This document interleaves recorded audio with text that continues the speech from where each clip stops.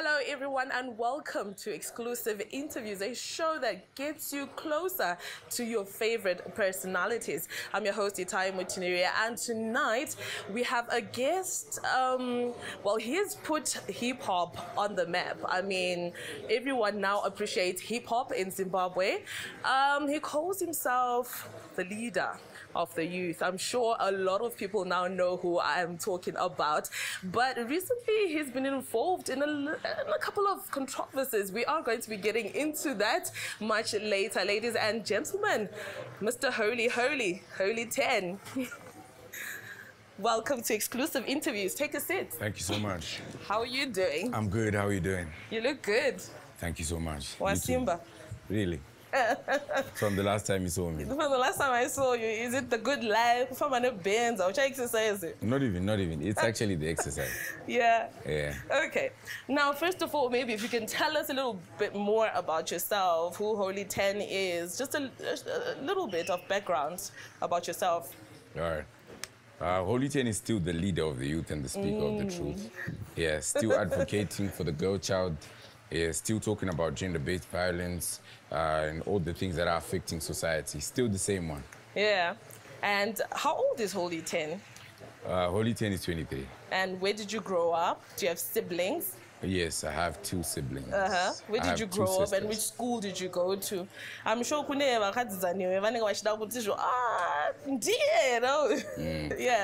I went to Godrich College for my high school. Yeah. And Cyprus International University. Okay. Yeah, All amongst other schools. Okay. Yeah. Now let's talk about how you got into hip-hop as a genre. Itai music, how did you actually choose hip-hop, as the genre of choice for you? For me, it was the message that I wanted to tell. And I just had to look for a way to do it. I tried poetry, I tried drama, I tried all the other kinds of things that other artists do. But then for me, rap was aggressive enough for me to deliver my message. Yeah. Hip-hop is not for the faint-hearted. Hip-hop sets it straight. So that's why I picked it, because it's like that.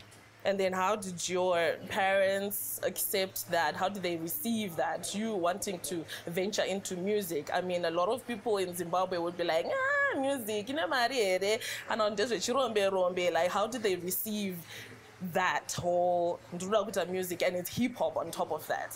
It was honestly one of the biggest battles of my life. Yeah. Yeah, probably the biggest battle.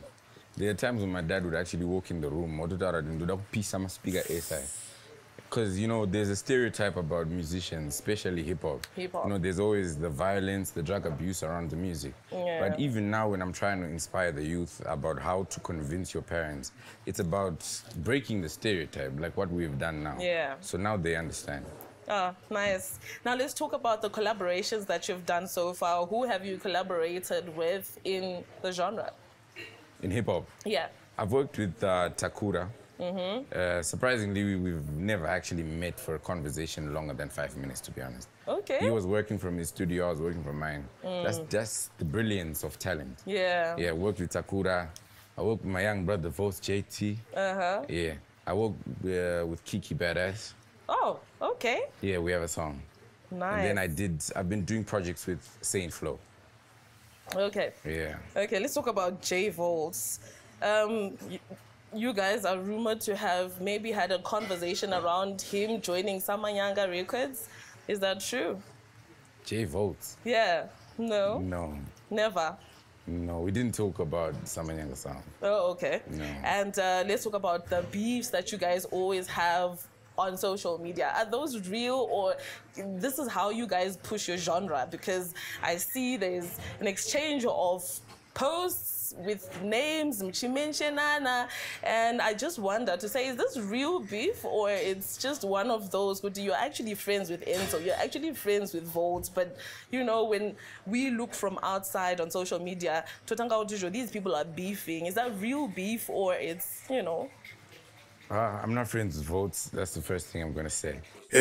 And I hate Kumbogutsunya, but Copa voice rank won't make you Muku Junior. Wow. Yeah, I'm not friends with Volts. And how did you collaborate? How did you get to collaborate? Okay, I'm no longer friends with Volts. Oh, okay. Why? We want the juice. Why? We need the juice. You know, it's always such a complicated thing that's going on in the industry. Yeah. Yeah. Just like what he was begging me to do, get off the tweets, get off the social media, and come to the mic. So I have a song that I'm going to release. Okay. Yeah, that's going to address everything that's been happening between me and Volts. Yeah, but I feel like it's just like in the comment section with all the people that be listening and following the beefs that we'll be doing. Some people really take it personal. Yeah. Yeah, I've seen some people being bullied for supporting me and everything like that. People don't really understand what be going on. Yeah. So we're here to tell them what's going on. Yeah. There is war in the streets. There is beef in the streets. Yeah. Okay. And I saw recently about recently on social media, on Instagram, on Zim Celebs, they were insinuating something like, your time is up. Chipo chimuti kuna volts. I don't know, there's a post that was like that. Like, what do you think about that? Kuti ayo wakarira, it's okay. Chipo wavamu kuti varire maririra wakaita. You know, in my leadership, and as the leader of the youth, self-proclaimed leader of the youth, what I've always tried to tell my upcoming artists that came after me is, if you hold a phone or that device that you have there, I pinned one song, I pinned 2 songs, I pinned 3 songs. You can have 1,000 songs in there from 115 artists. We can all coexist in that world. The problem comes when you start feeling bigger than those that came before you. Right, I could have so much social media attention and hype right now, more than maybe one of the greatest artists, Vayako. But right now, we try to have a show, City Sports Center, Leonard Jakarta or Holy 10. Leonard Jakarta will probably fill that up. But for social media, I'll get more comments. So I don't want the young kids, I don't want the upcoming artists to get all that social media hype in their heads, Ukuram Soro, and start disrespecting the culture. And that's all I'm trying to do. Okay. All right. But do you, like, I know there's the beef that's going on, but do you think you're going to collaborate with him in the future? Volts. For a boxing match. Okay, there's a boxing match that he's just challenged Volts to do. Let's talk about collaborations with female hip-hop artists. You just mentioned you collaborated with Kiki, Bad Bad, and this is recent, right? Like, why is it that when you look at hip-hop artists, the males don't really, you know, collaborate with females, but we've got Cardi B and Nicki Minaj, collaborations. What is it, Zim? I think in Zim, hip-hop is trying to breathe. There's been all these efforts that all the other artists that came before us have been doing, Vanatakura, Vanamaskiri, and it's getting somewhere. Impact Yandakai signing, Impact Takura and going back, Maskiri and everything is different. So I feel like it's just that we're growing. And all the other genres made it quicker than us. Some of our artists are actually getting international awards. Yeah. But you know, for everything, there's time and there's process. So I feel like for hip-hop, we're gonna get there. And on that note, we take our first break. We are going to be getting to know Holy 10 more after this. Stay tuned.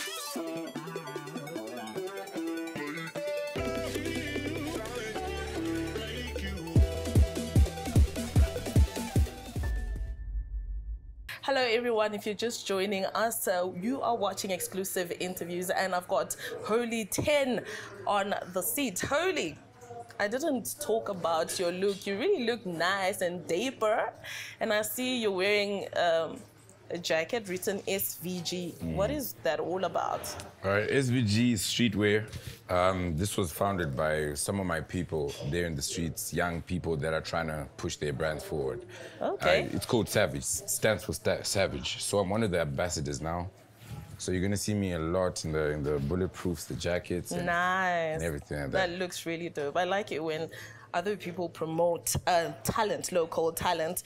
Now, moving on, let's talk about this whole thing that hip hop artists say. I'm the king of hip hop. I am the king of hip hop. I've interviewed a couple of hip hop artists, and they all say they're the kings. Recently, Asaf was on this program, and he said, I am the king of hip hop. What do you think about that? Are you also the king of hip hop? Is everyone the king of hip hop?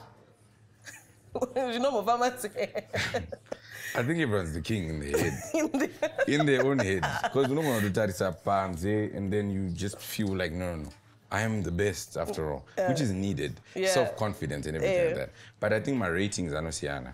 Personally, I don't feel like I'm the king of hip-hop. I just feel like I'm a participant. I just try to make it better. I'm just here to give it to the people. Yeah. I'm even trying some piano tracks. Wow. You know, I try R&B, trying to tune my deep voice, things like that. Yeah. I feel like music should just be like that. There's no king, queen.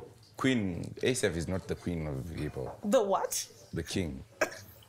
Okay, I heard that. Okay, so I saw you posted Takura's song Harore. What do you think about it? I saw you hyping it up. I'm proud of Sakura, to be honest. Yeah. Because I remember a time where I could see it from a distance. I was watching every time he released on my phone, Itai, and then they have all these numbers and they're doing well. It was an inspiration for me. Today I drop a song, it'll probably be successful. It's because I saw it happening in Takura's life. So whatever he's doing and whatever he touches, I'm just still believing that it's still gold. Yeah. So he's delivered, and I'm like, okay, that's dope. Yeah, and let's talk about how you have to, work so hard to stay relevant in this industry. Is it just the music industry, or particularly in hip hop? Like, what do you guys go through to stay relevant? Yeah. You know what they say? Out of sight, out of mind. Out of mind. Yeah. You do that, then the people will forget. Because the moment they finish watching my music video, maybe 2 minutes, they're already onto something else. And the brain is not so big. Concentration span, yeah. All these things that are going on now. So you need to keep fighting for your relevance. Yeah. And let's talk about the Zima Awards. You were not nominated, and I saw like big artists like Ja Praiser, Winky D were not on the nomination list. Like, if you don't submit your music, then you cannot be nominated. Was that the issue with you? Did you not submit your music to the Zima? Yeah, we didn't submit our music. Why? It's not even about that. I feel like we're trying to say something, and you know what we're trying to say. What are you trying to say? I don't feel like I was talking about Kuti. Fine, we have a board that governs music. Kuti is But like I was saying, we can't have king of this, queen of this. Some music pops because it's marketed well. Some kids are out there, just like I've been starting a record label, some younger sounds. Some of the kids that we've been trying to sit down with, they will be the biggest talent here in Zimbabwe. But no one will know them if we don't talk about them. So I'm just trying to push that narrative. Okay, noted. Now let's get to the controversial side of Holy 10. You say you are the advocates for the girl child. And then on Zwita, there's a lot of back and forth on the fact that you say vasikana mahose use it to not taura about that. What is all that about? Like, how do you advocate for the girl child and then go back and then criticize them? Could you please maybe clear the air on that? I think that's probably one of the most important things that I have to talk about. Because I did do the songs with EP02, and I had those lyrics where I was calling certain people mahose. The first thing I would say is the lyrics said, "Pa use it by mahose." So I've been told. That's the first defense that I have. And then the second thing is I am the leader of the youth and the speaker of the truth. I have vowed and taken it upon myself to always speak the truth. Everyone that learned it, wherever they learn, they know the behaviors that go on there. This is the 21st century. I've been talking about it. I've sang my tunes, I've sang Kumbakunivanu. I've been talking soft about it.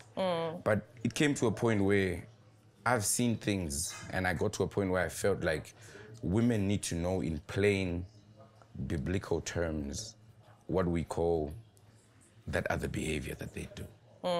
Yes. Okay. So that if we're walking away from it, we walk away from it. So I do have an apology for everyone else that felt like they were in the bracket for being there to use it. But the behavior is so bad that I can only say that every war has casualties. Okay, was this not like a personal encounter or experience? Because I saw this one guy, is it Wilbert on Twitter, akati ndakatora holy mskana saka use it saka vatsama, and then akaita song yoyo, or that was cloud chasing. Did you personally experience this, or utara generally wakadana nemskana opa use it? Not even. Not even. You know, Twitter is Twitter. Yeah. There's a reason why brutal. There's a reason why some of these clowns have been forgotten. Yeah. Because everyone has a keyboard. Yeah. Yeah, but if it was of any relevance, I know we would be talking about it. But yeah, I never dated anyone from UZ. No one took my girlfriend. I probably took theirs. That's why they're bitter. I like that. He probably took your girlfriend, Wilbert. We are going to take another break. Join us on the third segment.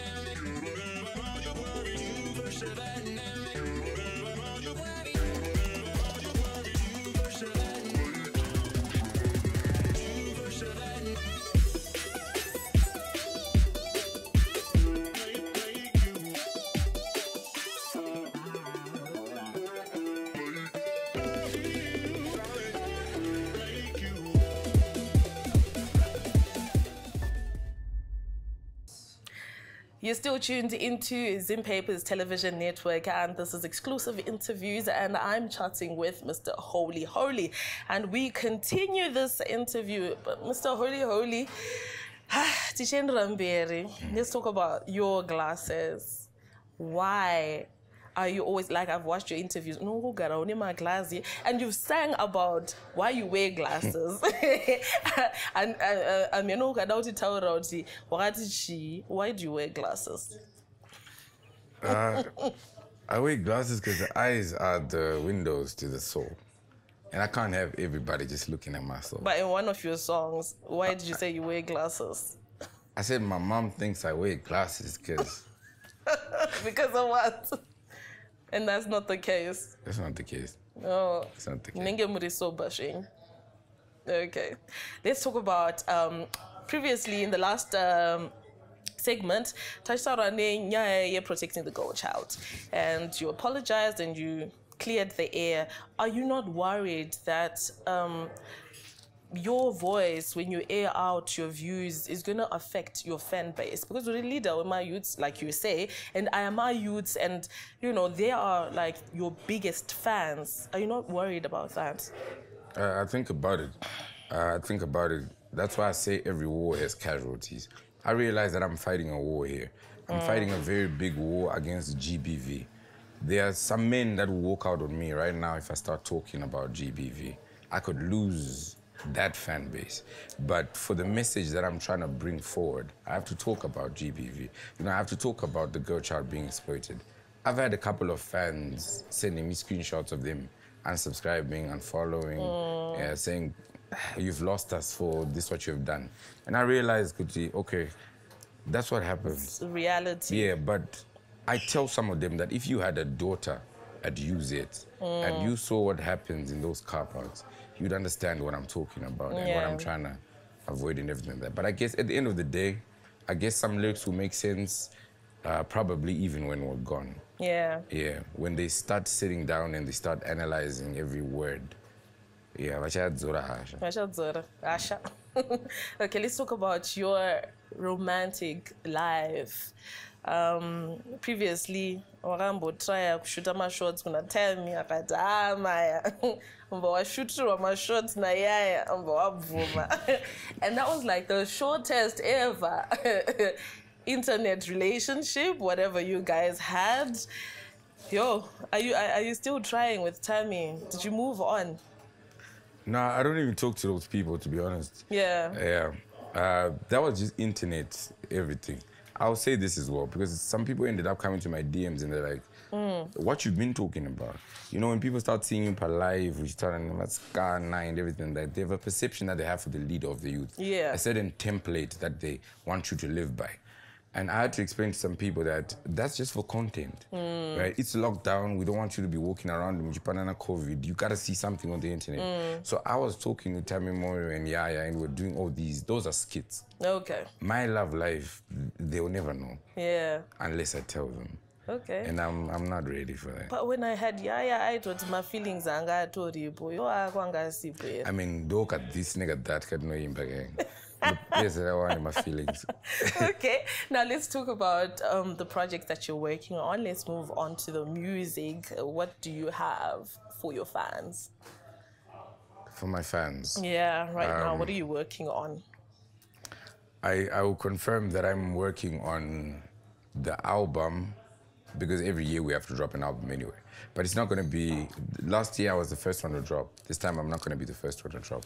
I really want to sit in the sidelines and make sure that this one is nice, because I feel like I know that they have expectancies that they have now. They have sounds that they want to explore. And I want to take my time so that we get in the album. It's going to be nice. So I'm working on that. I'm also working on the record label, because I know that there's a lot of talent that's out there that the people need to know. Yeah. So I'm going to look for my own artists, lift them up. Yeah, that's what I was going to ask, to say, what are you doing for the upcoming artists that want to be like you, you know, that want to be in your shoes? I don't think anyone wants to be like me. Really? You don't think so? But they look up to you. Yeah. I guess. Yeah. So now, maybe if you could tell us who you'd want to collaborate with, given a chance internationally, regionally. Yeah. I would do music with Avis for hip-hop, South Africa. I feel like that would leave a mark for the lyricist that I am and the lyricist that he is. It would work. And then also there's people like Vanamisti Jazik, for the new sound. Yeah. Yeah. And maybe if you could get into greater detail of how you're evolving as a hip-hop artist. Yeah, please explain to us. Okay. The majority of last year we spent it touring and getting to know more about the industry. Yeah. I feel like that's one of the reasons why we've been able to keep consistent, even though this genre is not very appreciated in this country. So I've gone to Ghana, where I had to link up with some of the artists they call Kovana episode. I was even on the national television there. You know, there are people that are always trying to lift you up. Wow, so how was that experience for you? Yeah, I saw you were in Ghana at one time. Yeah. That was amazing, right? Yeah, the food was beautiful. Okay. The food was nice. Yeah. Yeah, but I got to see the experience. You know, and then you perform a song that they can't understand. I was performing Appetite. You know, Appetite, that's the kind of beat that they like. And it was a television set, and there was a former goalkeeper with the Ghana, you know, all kinds of important people. Yeah. But they appreciated it, and they came to me and said, nice voice, nice voice. Yeah. You know, so it was very nice for me. One day I'll go back there and I'll be touring. That's how we grow. Yeah. And then I went to England. After, I think, about 5 delayed shows, my visa was being a problem. Yeah. Because that's that one thing that we never get to say as artists. Panama are going to wear a show, and then they pay the ticket, and then they don't see you on stage, and then they're going to cuss you on Facebook. Yeah, yeah. They don't know what happened. Yeah, but we had multiple attempts. I was trying to get my visa. I only got it 4 days before it expired. Yeah. Yeah. So I delayed my shows, but when I got there was so much love. Yeah, I got to see my fans, my diehards, that ride with you all the way. So that was also successful. Wow. Yeah, it's family out there. Yeah.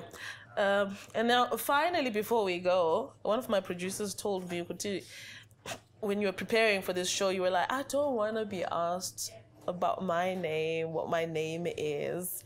And there are a lot of people that actually don't know your names. Imimi, my celebrities, our musicians. What is your name? My name is Mukudze.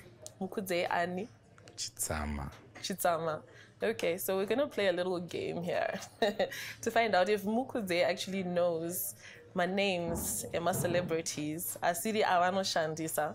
We'll start with this one. Ugatadzawo shako. Japreza. Mukudze. Ani. Mkombe. Yes. And Winky D. Wallace. Ani. Shimuko. Ani. Okay. Okay, he's a private person. I mean, it's not okay. out there. My Titi. My Titi. Tafazo. I don't know to be honest. Okay. No, Felistas. Felistas Ani. Felistas Titi. Okay. I don't know. Wrong. So name it was Madame Boss. Madame Boss. Taira. Ani.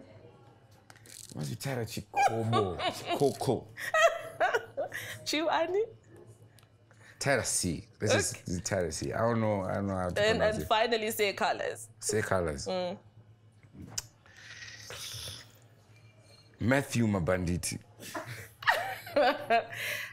Really? So now you see why we ask people's names because we I'm don't know your joking. names out there. Yeah, because a lot of people don't talk about it. Yeah. Just like for Wingy D. Yeah. It's different for me. I always shout out Mukudze, Panana Wakatu Ukamai. And he's always private. He's just always calling himself Wingy D. So that's the reason why. Justifying our But I know way. him very well, and I love the man. That's my role model. It was such a pleasure having you on exclusive interviews. We It was wish nice to be you here. the best in all your endeavors. I cannot wait personally for your album. Yeah. So that was Mr. Holy 10, Anunzi Mukudze. We had so much fun. Thank you to Jamtree for the drinks. And from me, Itai Daisy Mutiniri and the crew behind the scenes. Cheers.